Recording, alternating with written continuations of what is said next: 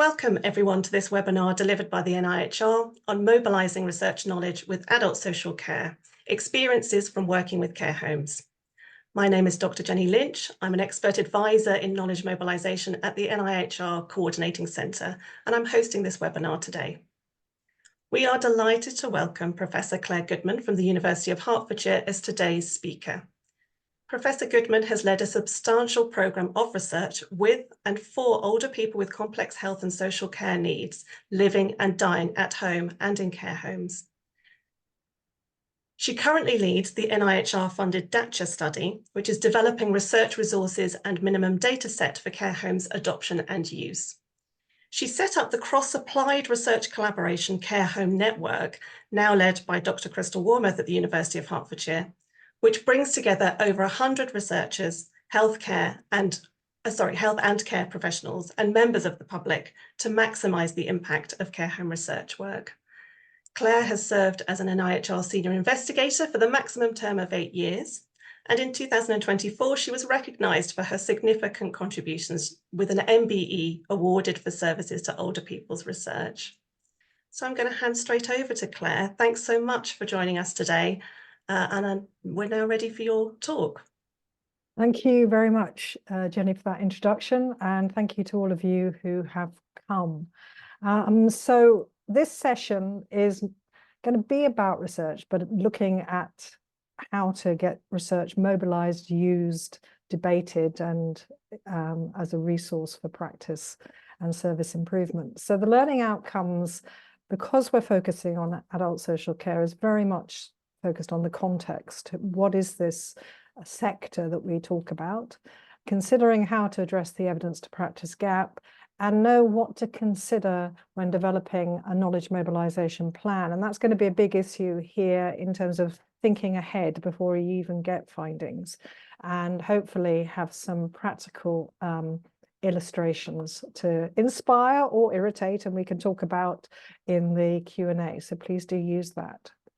So understanding adult social care. Well, I'm a bit of an interloper here in as much as I'm a professor of healthcare research. But as Jenny said, all my work has been in the community and with people either living at home or in long-term care, which really are the main recipients of social care.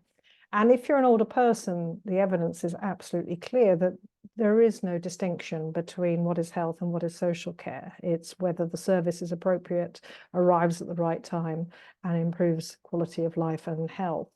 And there is this interdependence that people who have social care needs invariably have healthcare needs, and vice versa. If you have healthcare needs, it very often leads into having social care needs. I'm talking about older people, I'm talking about care homes, and I need to stress right at the beginning that this is one very small part of adult social care.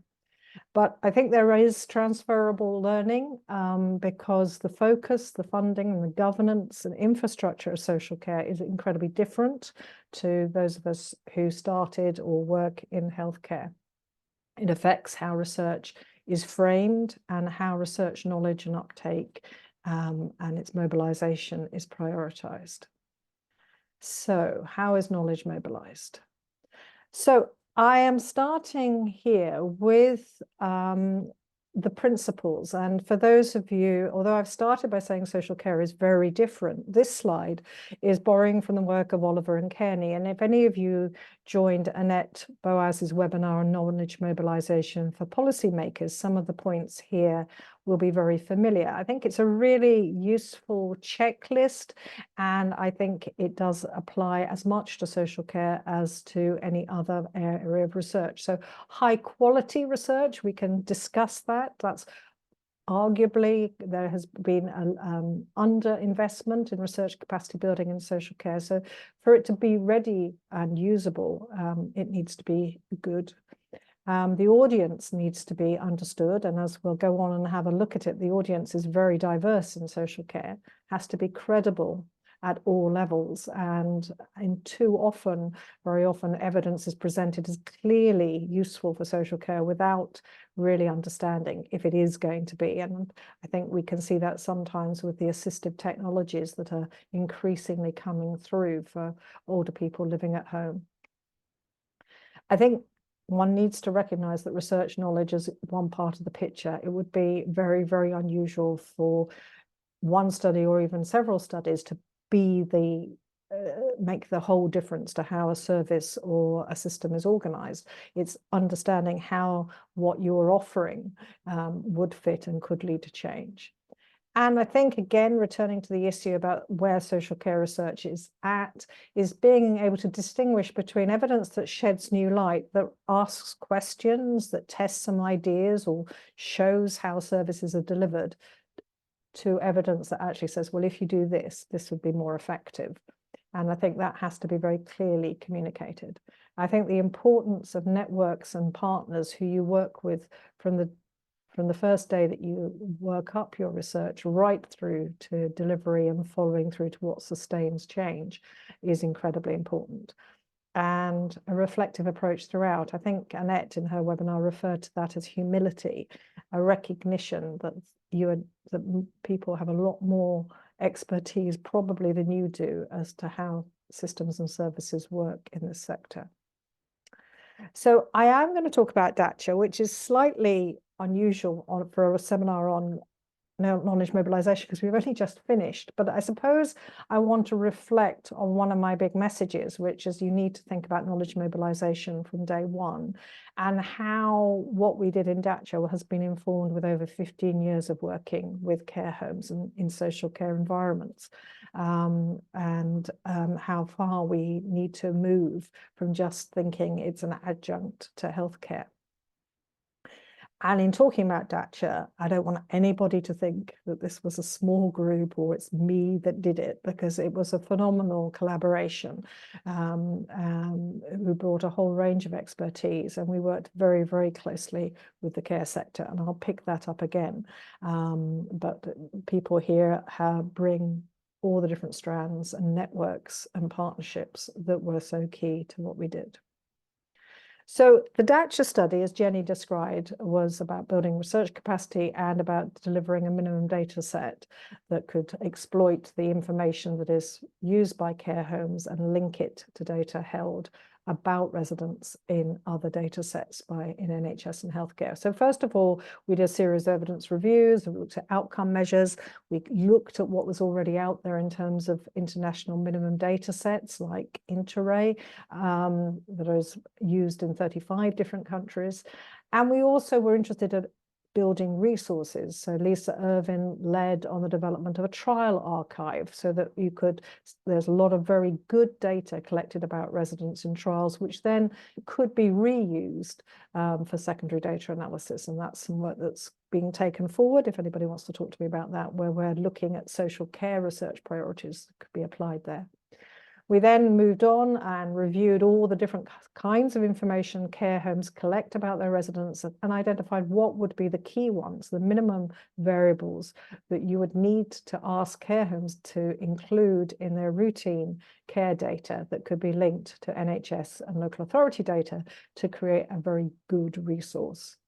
We then took that and combined our prototype minimum data set on 700 plus residents in 3 integrated care system regions that were geographically separate, and linked it with the admin and NHS data held about them, asking A, is it possible, and B, which evidence is in, where does the best evidence sit, because obviously everybody has similar evidence, and it's at the time we were doing this, it's not standardized, although that is rapidly changing.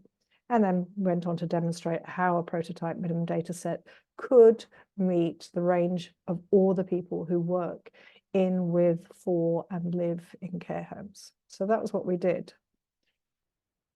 So one of the big messages for this is context is everything, but that shouldn't be the place that often research stops at that point and says, well, it all depends on context, because there are some core issues and principles that you need to understand about social care for knowledge mobilization. And without apology, I'm showing here a rather amateur slide, which comes from a study we did in 2011, the Approach study, which was NIHR funded, which was asking about how healthcare worked with care homes. And this was in the discussion section. And I don't know if it should be to my shame, but part of the study was absolutely making clear the different drivers and tensions in terms of how healthcare, in this case, worked with care homes. So if you look at the bottom left-hand quadrant, what we found was that primary care services were constantly trying to make care homes fit to their understanding, that, you know, like ward in the community, having set appointment times, one-off encounters. But the data from the care homes who were receiving the healthcare were saying, well, actually, we're not a ward, this is the person's home, and health is one part of what builds their quality of life. So immediately you had two different influences on what people thought was effective and what people wanted to change. And if you like, the middle of that cross is the sweet spot of where the NHS practitioners recognized that actually that what was needed was some way of containing this workload alongside all their other commitments, but also developing what the care home was needed, which was supportive relationships, continuity, and an ability to discuss people who weren't necessarily fitting the criteria for a GP appointment, but were part of ongoing care. So those were two pools and two worlds colliding. And also, if you look at the top, what people in the middle recognized was needed was a community of practice, that people could negotiate how they work together and build trust. But externally, there were huge pressures in terms of contractual approaches, and certainly for GP practices who were being remunerated for their work with care homes, which was encouraging some to think of this as a commodity and an allocation of time that there would be costed. So that was, if you like, a real wake-up call that if you don't understand the context, it's very difficult to then begin to say this model of care works better than others, but there actually were some key principles that we had to look at. And we took that forward in the optimal study, where we looked at which models facilitated the relational approaches to care. And then we come to DACHA, which was a study about data. And I started this presentation by saying you have to think about knowledge mobilization and who your audience is right at the beginning of your research for it to follow through.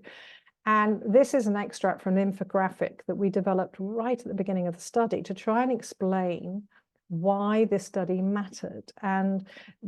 And this was to all the different audiences who are using data from care homes. And I'm not expecting you to read it, I'll just talk you through the colors. But this, what this infographic is, and you can find it on the DACHA website if you want the full copy, is what happens when a resident falls over once in a care home. So the blue column is all the places that information about that fall could be recorded. The pinkish column is all the information about that fall could be recorded in NHS data, from the call urgent and emergency services through to follow up from a falls team or physio or whatever. And then the purple column is how that information could also be recorded for the purposes of quality monitoring, Care Quality Commission, and also local authority metrics. So the point we were trying to convey to people who maybe only were dealing with the information as it presented in one of their data sets is you have to really think about whether that information can be standardized and how it, and what you are asking care homes to do in terms of data capture burden. And that was a really useful way of just talking through and explaining to families as well. So most people, you know, were in their own silos and oblivious to how other people worked. This was all done before the pandemic hit, and I will come on to that. So how to address the evidence to practice gap. So these are some examples of how we have tried to, if you go back to those principles, understand the audience, make sure the work is credible, encourage reciprocity and feedback, and actually co-develop how we communicate findings and pitch them in ways that are useful and usable. So if you look at this slide, you'll see on the left, there's this small icon, which is part of a presentation that Anne-Marie Towers from King's College did, having been invited by the UK Health Security Agency to share some of the findings from DACHA as they were thinking about how they would be structuring data capture in looking at infection, very much post-pandemic preoccupation for care homes, and also links. I have to make reference to the Vivaldi study, which is also working in this area and doing astonishingly good work. But this little summary in a way captures it. The messages from DACHA was your data for the care home has to be entered in real time. It can't be, if you want it to be meaningful, an extra admin task. Ideally, it should inform what care staff are using for their care plan and how they are delivering and improving care.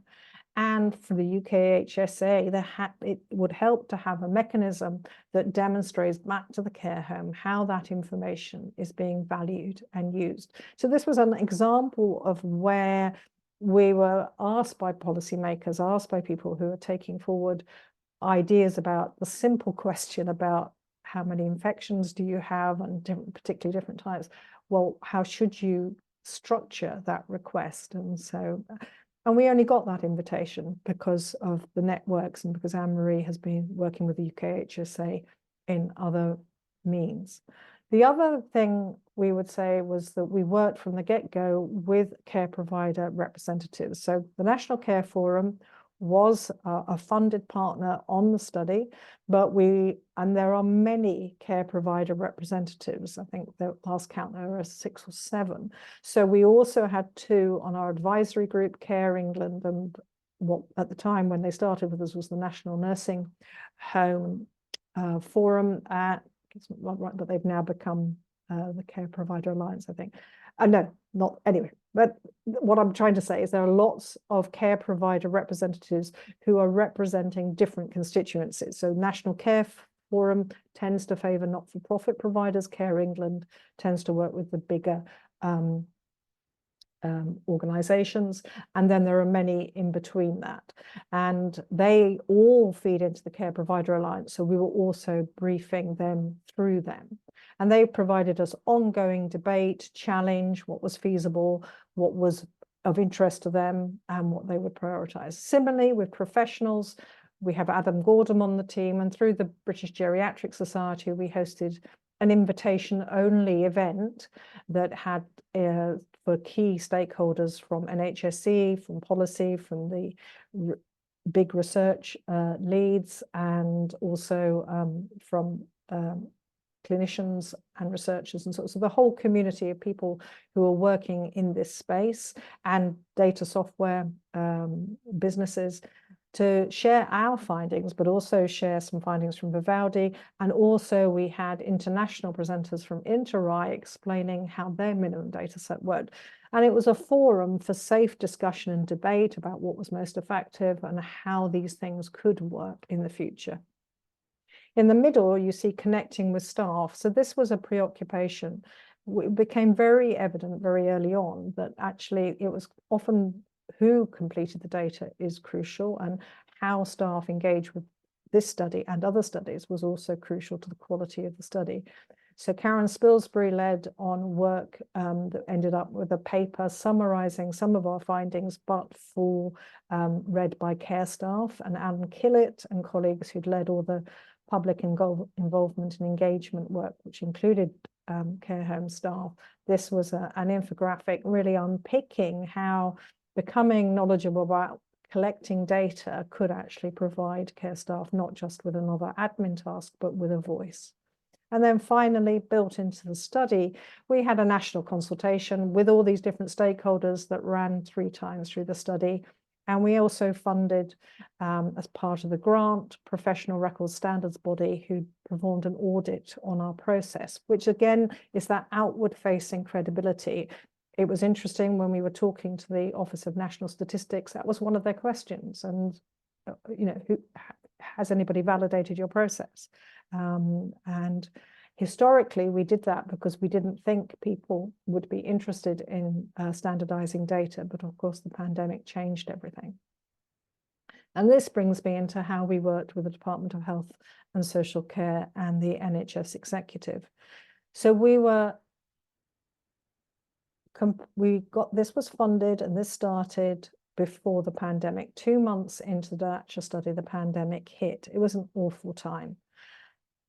But it pushed our work to the top of the agenda as policy changed. And again, if you look at Annette's webinar, she talks about this thing about timing. And I don't want to call it luck, but it had a big effect on our study. And suddenly, not only were people, much wider audience than we'd anticipated were interested in our study much earlier, but also they were running to schedules that were much faster than ours. And so we were sharing early findings, but helpfully, they were also telling us what their planning was, what their milestones were, so that we weren't focusing on things that were going to become redundant or were going to be changed 6 months down the line. And that was phenomenally helpful. We were really fortunate with the civil servants we worked with who got what we were doing, and they were ferociously efficient in the work that they were doing. That also led to DACHA becoming a case study in the first version of the Care Data Matters roadmap. And most recently, there is some conversation about whether our prototype will be included in the new social care directory, which is even before we've had our review comments back from the synopsis. So it's a really unusual example, but it's just a message to seize opportunities as they present. And this illustration on the right, you can't see the reading, but what I want you to see is this was produced by the Department of Health and Social Care. And the first column is summarizing what DACHA was doing. The middle column summarized what they were doing around digital social care research records rollout and the digitalization of social care, and also how they were working on the provider data project to have a minimum operating data set. And they did this for 2 reasons. I think they did this to reduce confusion, obviously because we were talking to very similar groups, and it had to be very clear that we were not duplicating effort, that we were working together, but also incredibly helpful for us. It immediately validated what we were doing, and people could be confident that if they took part in our consultation, that that wasn't wasted time because we were working with them. So it wasn't, so these are some principles that we've worked to, and these are the things that we've learned in terms of things to navigate. Phenomenal organizational churn in social care, more so than in healthcare, if that is possible, but I think it is. Providers go out of business, people move around, contracts end and get reallocated. So suddenly the people who you think are going to be the people who want your knowledge are no longer in the market. And timelines changing. There will be policy changes, there will be budgetary changes that suddenly alter all the milestones. And it's just keeping in the loop. I think the Vivaldi Center study is doing really well in terms of it's working very closely with the Outstanding Society as part of the organization of how it works across care homes. And I think those kind of things means that you're not reliant on one person.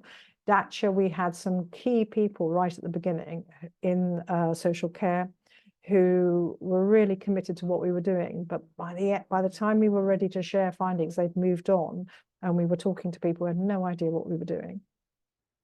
I think negotiating access to decision makers and those who work with them is also something that takes a lot of work and time. You might get to talk to lots of people, as I hope I've shown. This is a very heavily congested sector, but it's understanding so who are the decision makers, who are the influencers, who are the people who are linked beyond your networks as well.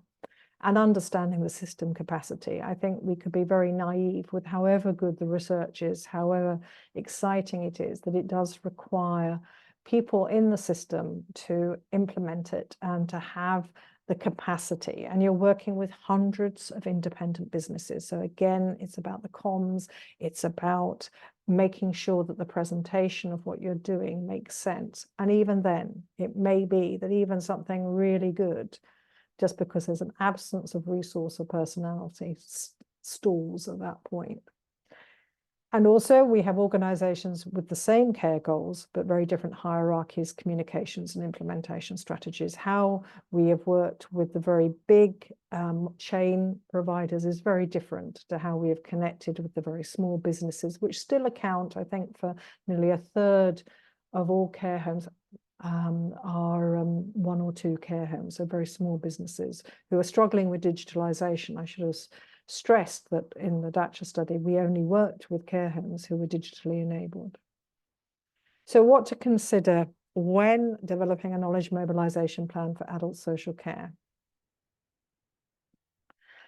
It's a bit cheesy. I've used all these R's, and I wouldn't expect anybody to remember them, but it's sort of, I think the key thing is relevance. And as I hinted at, the huge interest in assistive technologies, one has to think about, well, how do these fit into systems of care? How are they managed? How are they reviewed? And are they relevant to how this care sector organizes itself? Recognition of who's affected and where the research knowledge for uptake and use will sit. We did a study around continence, and the key thing was you had to deal with the staff who were responsible for personal care.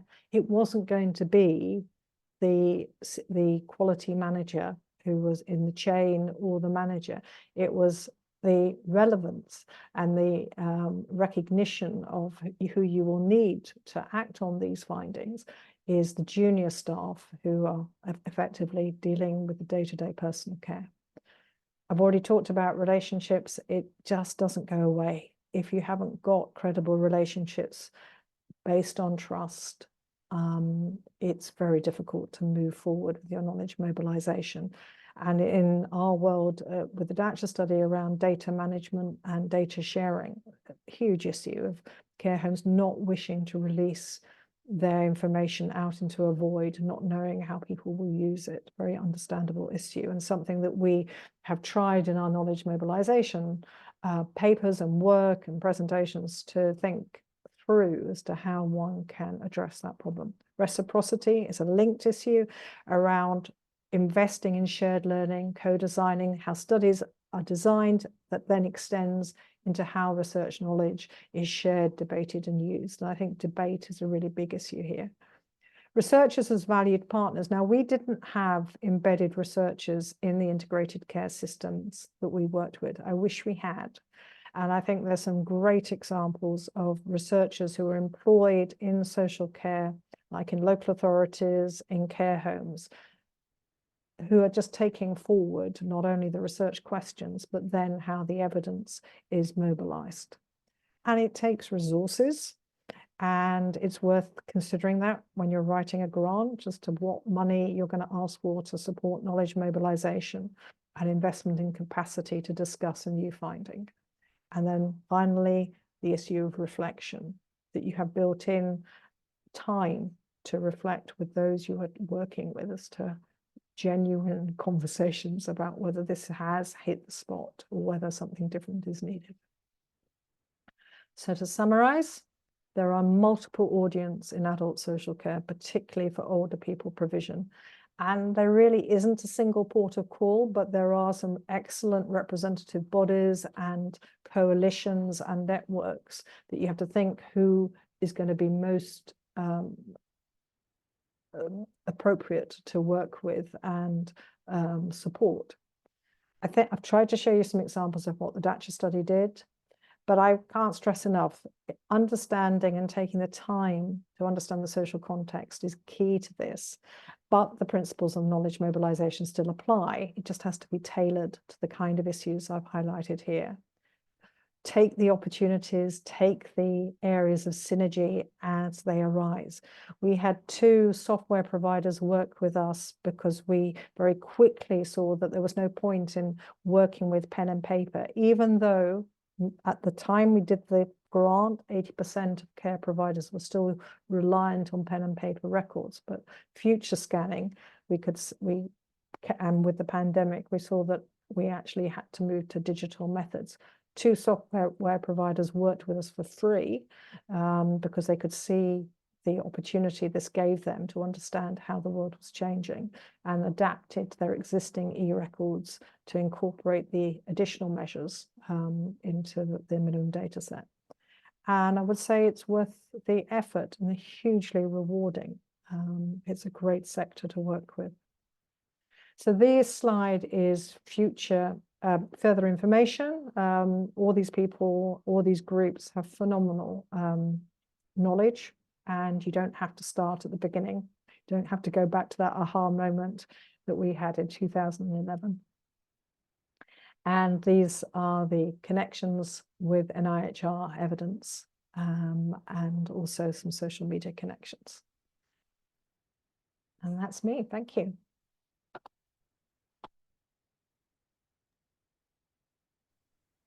Thank you very much, Claire. That was really informative and very thought-provoking. And it's so interesting to hear the insights from DACHA, but also, from the sort of wealth of other studies that have sort of fed into that study. And I think that's one of the key lessons that clearly we can take away. And it's really interesting to see what you've learnt along the way as well. So we're going to open up the Q&A now, and I can see there's already some questions. Please do keep sending in your questions by clicking on that Q&A button at the bottom of your Zoom sort of platform. You can send the questions to us anonymously if you want to, and you can upvote on the ones you want answering first by clicking on that thumb icon. So I'm going to have a look now at just what's our most upvoted question. And I can see that we've had a couple of questions around staff engagement, which I think obviously is a big factor, particularly in care home research. And one of those questions was about how do we improve staff engagement to help improve the quality of research. But we've also had a very similar question about how we do this, given the lack of time and funding in social care organisations to help mobilise research and knowledge development among the social care workforce. So I just, I suppose that is at the heart of a lot of the things that you were already saying, Claire, but any response to that? I think it is at the heart that it has been verging on morally unacceptable how a lot of research has been done, and the assumption that care home staff and organisations are going to just want to participate in your study when they're already a not very well remunerated workforce, are already under a lot of pressure. And we didn't have replacement costs for DACHA. We did build into the, and that was partly from previous experience where we had tried to do that. And what we'd found was that hadn't worked particularly well. So it's horses for courses. So in a previous study, we had built into the grant, because unlike healthcare research at the time, we couldn't remunerate the organisation for time. So we built in that we would pay staff for their time working with us, but that wasn't particularly well used, and care homes really struggled to release staff even though there was money for it. So with DACHA, we offered the care homes that took part a lump sum for taking part, and it was up to them how they used it, and that was used in different ways to benefit their environment. So that's a long way of saying, yes, do not ever ask care home staff to work with you without thinking about the cost and the fact that you are actively taking people away from care. And I hope every ethics committee in the country would challenge any study that hasn't addressed that and hasn't resourced it. But I think if you look at the DACHA website, there were these reviews that asked exactly this question about what supports engagement, and that paper that Karen Spilsbury used actually, unpicked it and sort of almost gave care homes permission to say, you know what, we're not taking part because you haven't put any provision in here. You're not offering us anything. You're not doing training. It's not always money that people want. They really appreciate having people taking an interest in their staff, career development. On the DACHA study, one of our care home managers who was on our advisory panel has now gone on to get a fellowship for herself with Anne Killett's support. So it's sort of investing in people and relationships, and creating the time in your study. I think one of the things that was really interesting was when we did the qualitative data on completing the minimum data set, the staff said, well, you had a deadline that we had to meet, which they did. but actually, this isn't how it's going to be in real time. We would do this sequentially. And I think it's almost just learning how the study's going to fit. But that's the key question. It has to fit with an interest, as opposed to what the research team think is vital. And talking about data, this was a huge issue for the sector. The duplication, the fragmentation, the lack of any feedback on what they were doing. So we were pushing at an open door on this one. Yeah, so you'd really aligned, what it was that you were aiming to get out of it with what they needed to get out of it. Yeah, but it's not always like that. No. And also sometimes, with the assistive technologies, for example, a research team comes along and says, oh, you'd like this. And most providers will say, oh, well, yeah, we'll try it. But if there isn't the thought gone into the amount of time it's going to require, then it won't work in the research, and it certainly won't work for mobilisation. Yes, absolutely. Thank you. A second question that has come out of the same sort of, the core of questions there is around how we make sure that we don't produce inequities in research knowledge and engagement, or continue to hear voices from the same organisations. Oh, yes. There's a lot in there, I think. Oh, there is so much in there. So of course, and I think that is an equalities question. So and it's I mean, when I did that study, in the approach study, we put as our criteria that we would only work with care homes that had scored good or above in CQC ratings. So there was a clear rationale for that, in that there wasn't any point in going in evaluating something that was nothing to do with our study, and just because this was a care home that was struggling, or was already under huge pressures to improve. But of course, you do, if you only work with the exceptional care homes, well, it works two ways. You can show it's possible. So when people say it's just not possible, you can say, well, actually, we have been able to do it with these care homes, and they had this breakdown of self-funders and state funding, and this ratio of employment, and so on. And so probably it is possible, but let's look and see what it is about these care homes that made it possible. And I think increasingly we understand that. But at the end of the day, there is no question that the small 1 to 2 businesses, which still account for a large sector of provision, get overlooked. And that's partly because they're really difficult to find. They're not necessarily looked into the big networks. But it's something that can't be ignored. And we're working hard to deal with it, but I don't have a quick answer for it. And maybe that's the bigger challenge for bottom-up research, and also that people are required to defend their sampling much more stringently than possibly they are at the moment. Yeah, absolutely. And I think that links to another question that we've had around capacity for researchers as well. So how do we increase capacity and support for researchers based in local authorities or other social care organisations beyond the NIHR fellowships, in the context of significant capacity and funding issues, obviously, and the culture change that potentially represents? There's no small questions here, Claire. Well, no, I think that's so. I mean, first of all, I'd like to commend NIHR for its investment in social care, which is probably just a drop in the ocean, but in how long I've been in this sector, it's wonderful. So it's creating opportunities, but entirely free comment. I suppose my reflection would be that projects are a very familiar way of delivering innovation in social care. The money arrives to local authorities. We want you to test this, do this, extend that. Here's a new funding scheme. Let's see how it works. And they do it, and they tender for people to do it. And so it's not that there isn't a history of it. It's just that there isn't an expectation that it will go to the next level in terms of being more than a service evaluation.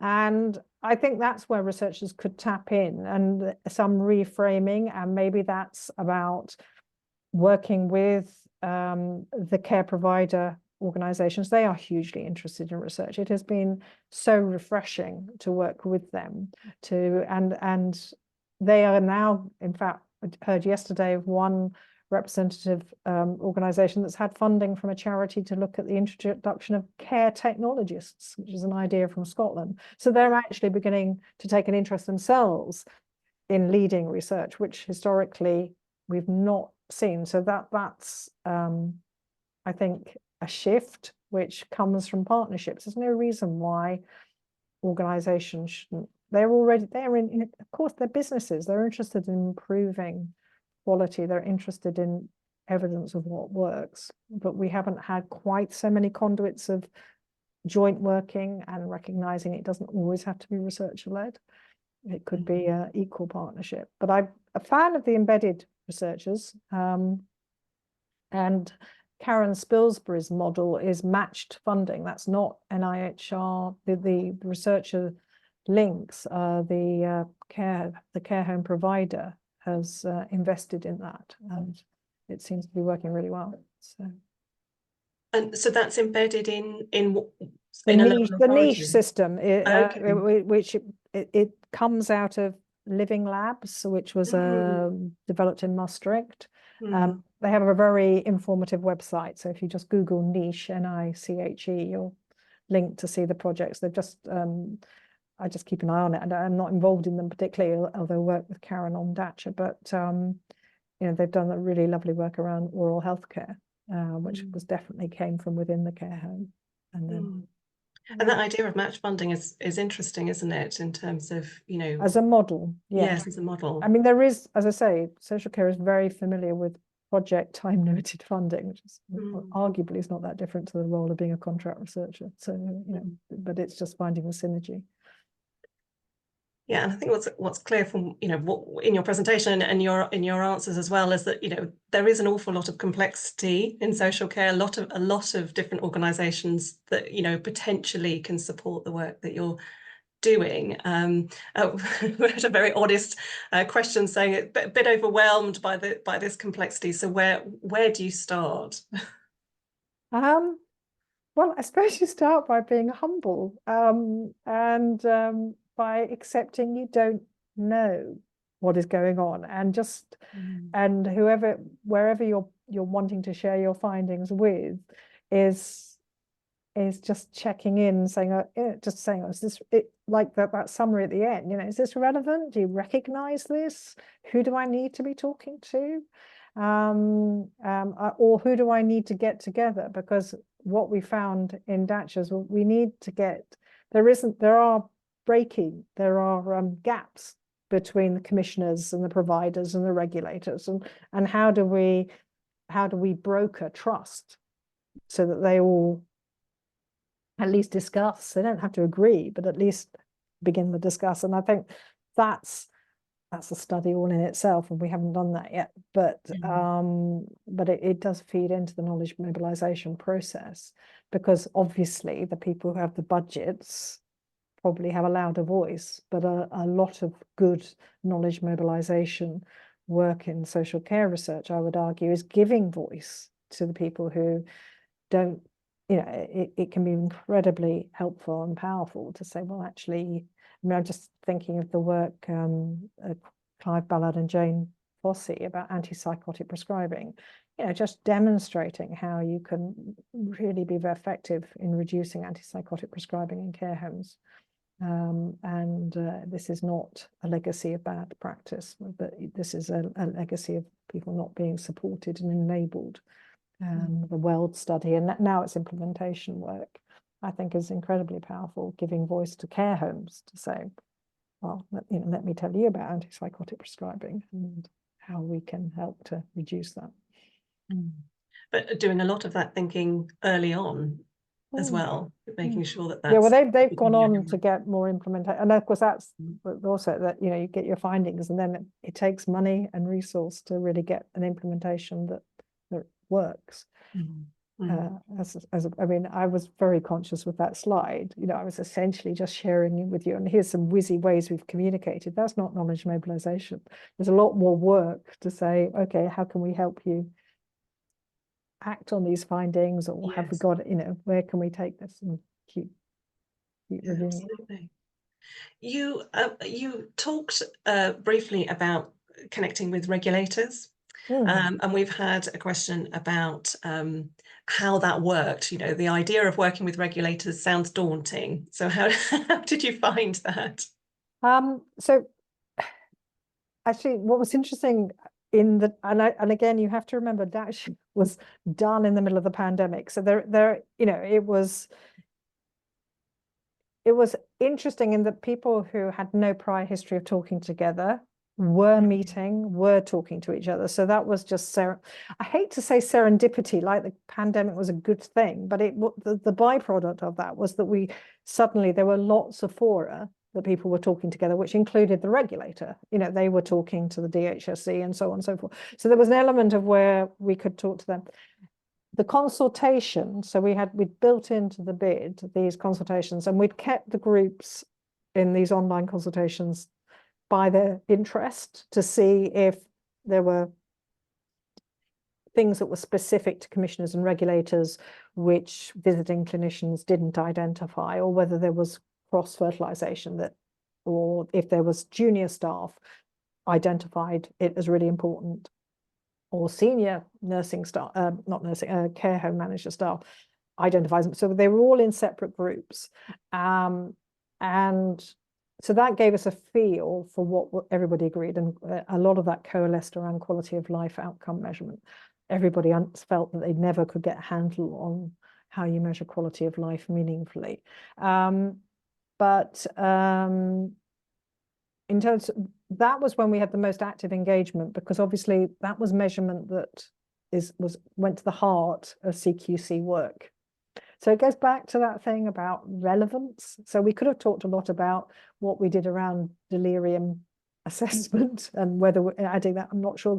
CQC would have been interested, but they were really interested in the quality of life, and were quite challenging about using what we put out for consultation. So I think it's back to this relevance and asking yourself, well, what would they want to know about, and how can we have that conversation? But they had a phenomenal amount of churn at the time. So people we started, that was one of my examples. People who we were having quite helpful conversations with, they didn't disappear, but for our intents and purposes, they disappeared. That happened quite a lot at that level. But it sounds like something that was a positive experience and something that people should. Right. I mean, in social care, you can't ignore the regulator. I mean, that would be ridiculous. Indeed. If you came up with a storytelling way of recording residents' notes, which would be a really good way of capturing the experience, I can't think a care home would then abandon its records for when this regulator arrives, and nor should they. But, absolutely. We've had a few questions about communication methods in social care, and one particularly that said, do you have any good examples of how knowledge was shared with residents and relatives, please? That's a really good question, because residents and relatives, particularly as I'm sure this audience knows, that at least 70% of people who are in long-term care have some degree of cognitive loss or dementia.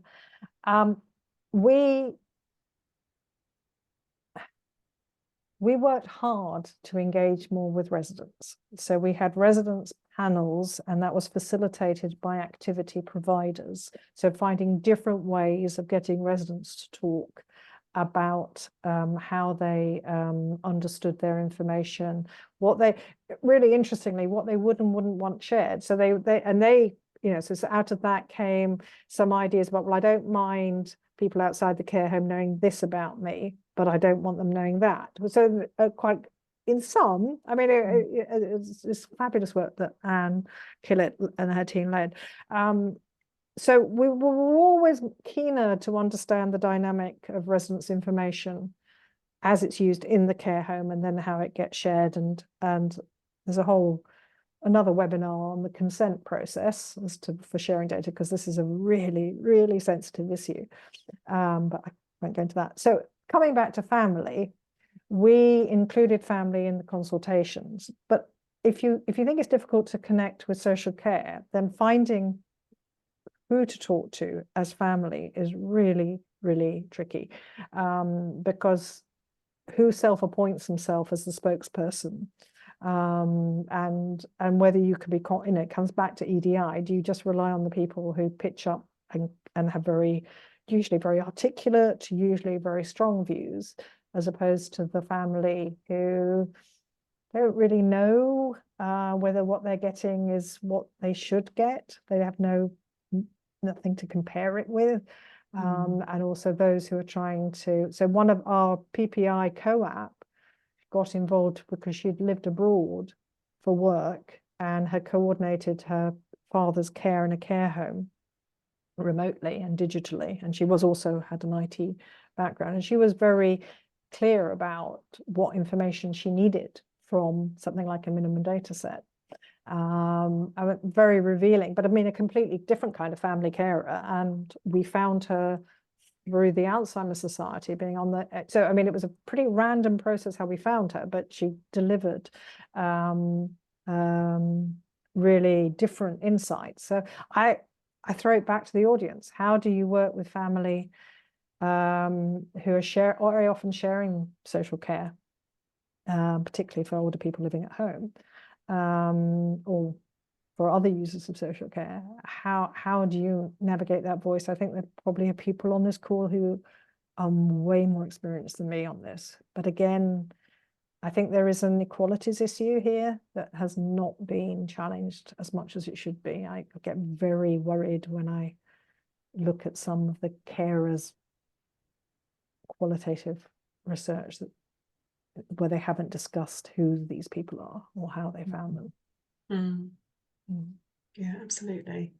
Have you got any good learning from COVID? I mean, and you obviously talked about the sort of some of the serendipity of the timing of your research and COVID, but I just wondered if there was anything, that you can point to as being good learning for how, at least how, I mean, along the similar lines, I guess, of the communication, really, of how you I mean, connect. one could go into sort of twee cartoon, when life gives you lemons, make lemonade.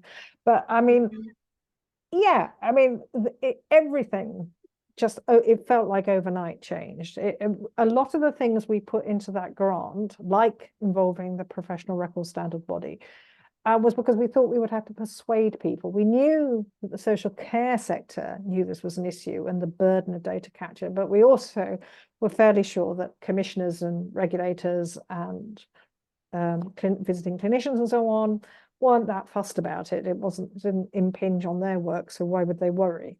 And then suddenly we didn't have to make any of those arguments. Everybody understood it. So sorry, your question was how do you exploit that? Well, I mean, I think it was more about, what is it that happened in COVID that we could take forward in terms of how we involved social care, and particularly, I suppose I was thinking, I think, well, there was a question about learning from COVID, but I was thinking off the back of what you'd said about communicating. Well, the big learning is, why was it suddenly everybody could get around a table? Suddenly it was, people were interested to hear what the care home staff said about these issues, whereas previously they would have been happy to have somebody represent them or speak on their behalf. So I think it sets down, I think the learning from COVID is, look what happens when you get everybody together. And when you're doing knowledge mobilization, that goes back to the mapping thing. Have you got everybody? And there is no reason why you can't get them together. It's not too difficult. We have precedents, and maybe it is just investment. And as I say, research needs to build in the funding panels who always want to know about impact, but don't necessarily want to have the allocation of the tail end of that work. We've been enormously fortunate in DACHA by who we work with. So like the ARCs have been phenomenally supportive of this work. And it wouldn't have happened without the applied research collaborations, there are 15 of them, and they're all tasked now with doing more for social care. So I think there are existing networks and collaborations. You don't have to create them, you just have to join them and demonstrate how you're feeding into them. And I think there is an increasing sophistication. I point people to the Vivaldi study. They've taken forward quite a lot of these ideas.